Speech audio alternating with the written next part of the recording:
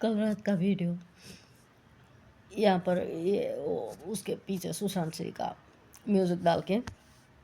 ऊपर रख रही हूँ। और जैसे मैंने आपको बोला था वो तो कल रात को मेरे को डिस्टर्ब नहीं करना था, पार्टी में से अपना आए। और तो भी मैंने सोचा कि ये हाँ, उसमें मेरा जो रह गया था, मैंने बोला कि कल का मेरा वो दोनों वीडियो तो मैंने जो यूट्यूब पे डाले उसको तो कोई सुनने की ज़रूरत नहीं है, वो कोई भी ये इम्पोर्टेंट थे नहीं। उसके पीछे वो आप ये टाइम वेस्ट मत कीजिएगा। ये बोलने के लिए मैंने आपको कल रात को वो वीडियो भेजा था। और उसके साथ मैंने ये मेरे को अचानक से आधी चीज़ें ना मेरी, मैं सही में ये सोच के नहीं बैठती ना, इस वजह से आधी चीज़ें मेरी बोलने की रह जाती है। और मैंने जैसे बोला था ना कि जब जिस टाइम पे मैं जो बोलूँ ना तो मेरे को गजनी की तरह मेरा है ना, तो मुझे ऐसा लगता है कि मैंने जो बोला था वही तो मेरे को बोलना था भाई। मैंने जो बोला ना, मैंने आपको बोला था कि लास्ट टाइम के शादी के एंड मोमेंट पे मेरा हट जाए कि भाई जाने दो भाई, मंडप वंडप पूरा निकाल दो भाई अभी यहाँ से कि वो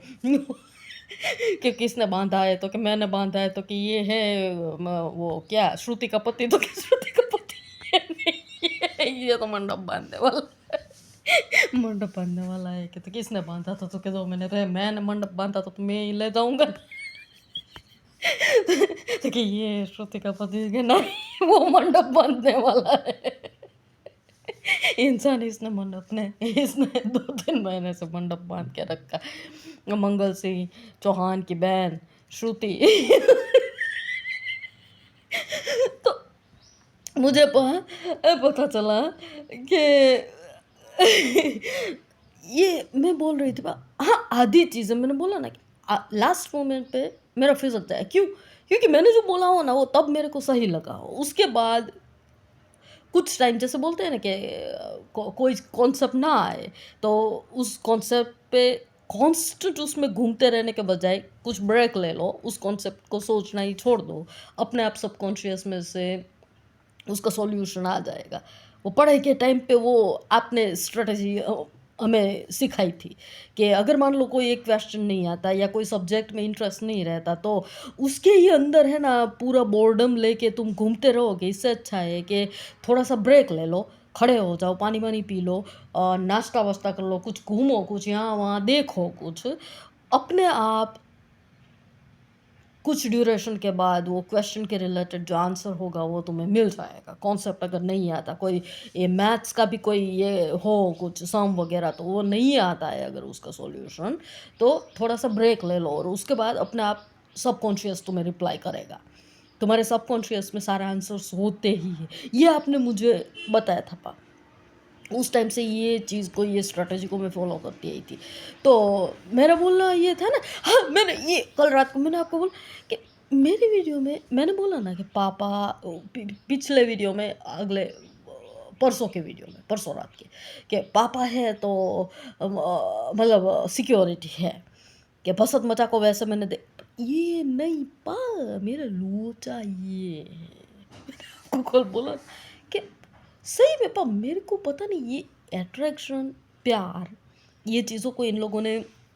दुनियादारी ने इन टर्म्स को थोड़ा सा नैरो बना दिया है शायद। और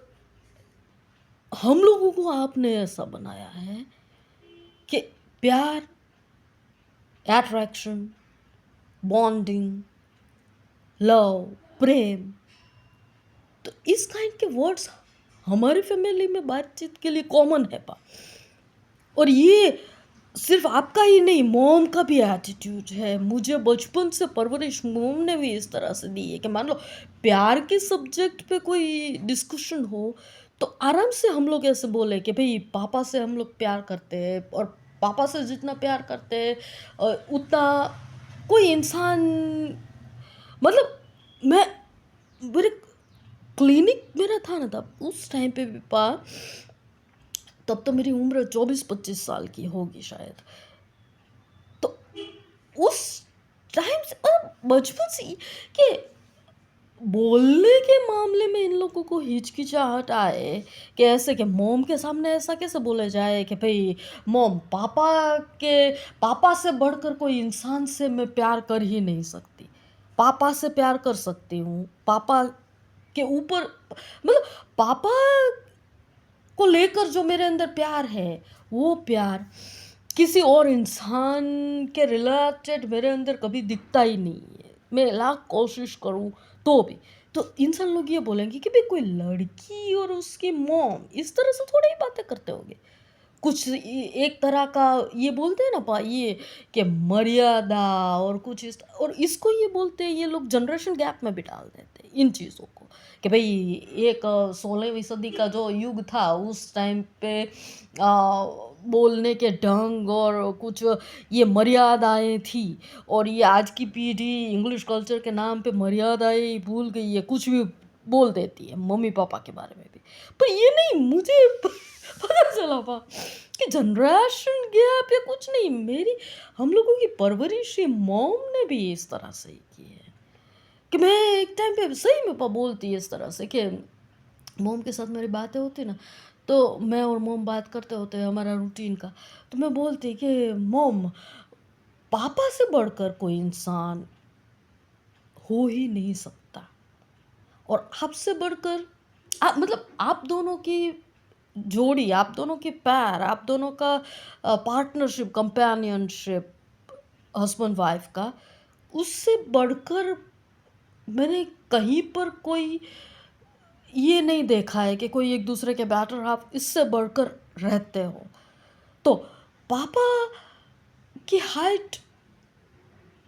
ये तो मतलब